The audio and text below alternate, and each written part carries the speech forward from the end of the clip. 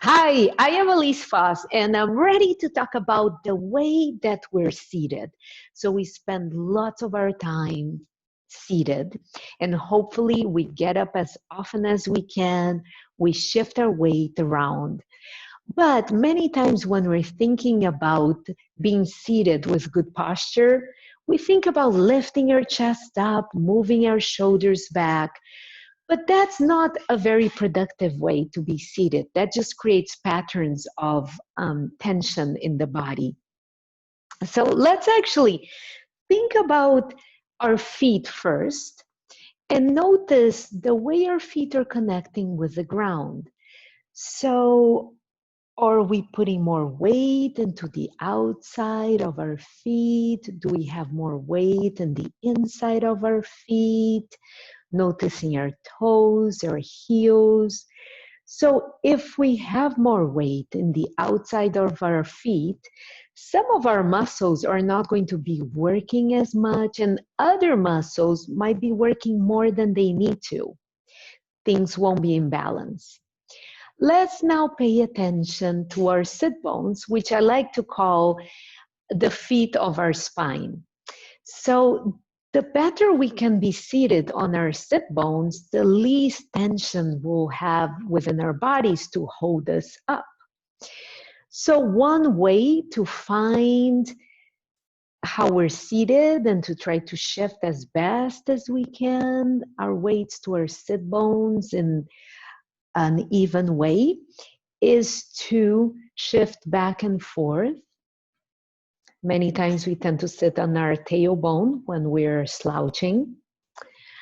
So we can play a bit with shifting back and forth. We can play a little bit with shifting side to side. Many times we tend to sit more on one side than the other without paying attention. And we can play with various ways to shift around our weights and see if we can find those sit bones so that, again, we can be working with the least amount of effort of our muscles. The other thing is that many times when we think about lifting up and pushing back, we are making a lot of effort through muscles and we're tightening and tensing up. So, another way to think about it that I like a lot better is to think about making space between the vertebrae. And you can have an imagery maybe of a stretchy band moving up and down, or a water fountain moving upwards. So, with that in mind, you are at all moments thinking movement instead of just holding a pattern in place, which is really not what's happening at any point. Even when we're standing and we're thinking that we're still, there's still movement going on. Same when we're seated.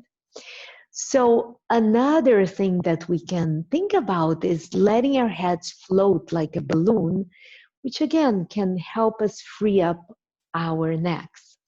So to review, let's gently press our feet into the ground. Let's visit our sit bones, make space within our spines, and let our heads float. And that is it for our posture today. So thank you so much for listening. I am Elise Foss, and have a great rest of your day.